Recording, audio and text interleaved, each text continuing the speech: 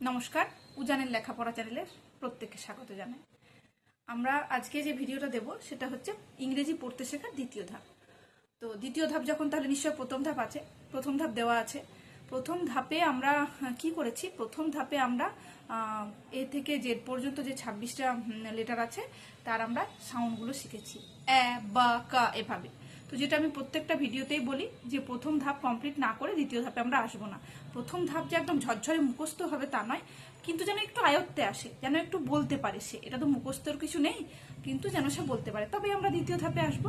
তো একদম আর বিশেষ কিছু বলার নাই। প্রথম ধাপে অনেক কিছু গুরুত্বপূর্ণ জিনিস বলার ছিল, দ্বিতীয় ধাপ থেকে আর সেরকম কিছু বলার নেই। এবার জাস্ট আমরা সরাসরি দ্বিতীয় প্রথম ধাপে আমরা কি পড়েছিলাম? এ থেকে জেড পর্যন্ত 26টা লেটারের সাউন্ডগুলো পড়েছিলাম। এখন আমরা কি পড়বো?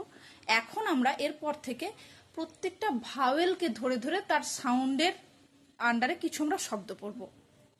বেশ, এখন একটা কথা বলে নি, কি শব্দ পড়বো আমরা? সিভিসি ওয়ার্ড, অর্থাৎ এমন ওয়ার্ড আমরা পড়বো যেটা 3টে লেটার নিয়ে হবে, কনসোন্যান্ট, ভাওয়েল, কনসোন্যান্ট, এই কম্বিনেশনে হবে।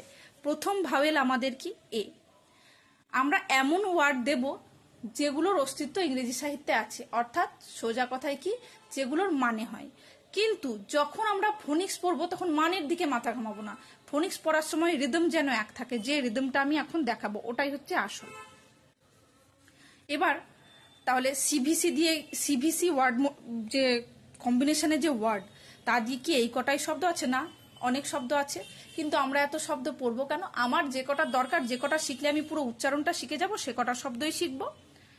যেমন ধরুন, আমি সোজা কথায় বলতে গেলে, আমরা যখন যোগ শিখি তখন কি পৃথিবীতে যত নাম্বার আছে সবকিছুর যোগ শিখি? না, আমার যোগটা আমি কয়েকটা নাম্বারের যোগ দিয়ে দিয়ে আমরা যোগটা শিখে নিই। বেসিক যোগ শিখে গেলে আমাকে যে সংখ্যায় দেওয়া হোক না কেন সেই সংখ্যার আমি যোগ করতে পারবো। এটাও ঠিক সেরকম। এ এর সাউন্ড আমরা কি পড়েছি? এ। এবার আমরা সুবিধার জন্য কিছু ক্লাস্টারে ভাগ করে নিয়েছি। একটা, এন, এডা, অ্যাপ। এটার আন্ডারে কি বাচ্চা কিভাবে পড়বে?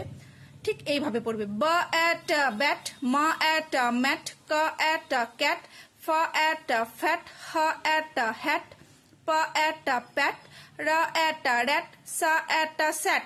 এর মাঝে কখনো যেন আসে না রা একটা র্যাট, র্যাট মানে ইঁদুর, এই কথা যেন কখনো আসে। শুধুমাত্র বাচ্চা ডাইরেক্ট একদম পড়বে, ঠিক যে রিদম দেখাচ্ছি সেই রিদমে।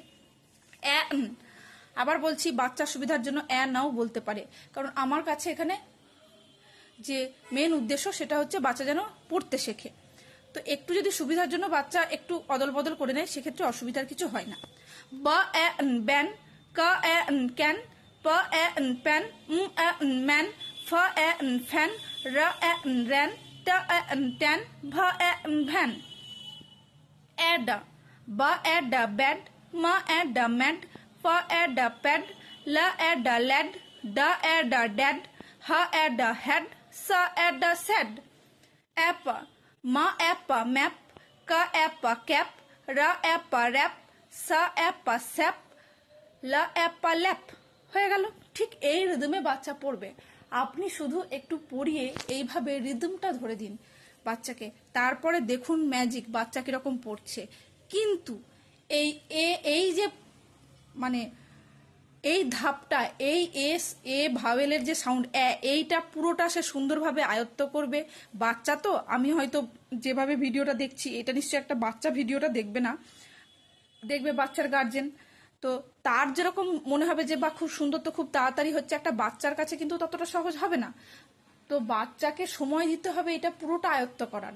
যখন সে এই রিদমটা পুরোটা ধরে সুন্দর করে পড়ে ফেলবে, তারপরেই আমরা পরের ধাপে আসব, তার আগে কখনো নয়। প্রথম ধাপ কমপ্লিট হবে, তারপরে আমরা দ্বিতীয় ধাপ, তারপরে আমরা তৃতীয় ধাপে যাব। কমপ্লিট না হলে, ধাপ কমপ্লিট না হলে আমরা কখনো পরের ধাপে যাব না, তাতে যতই সময় লাগুক না কেন।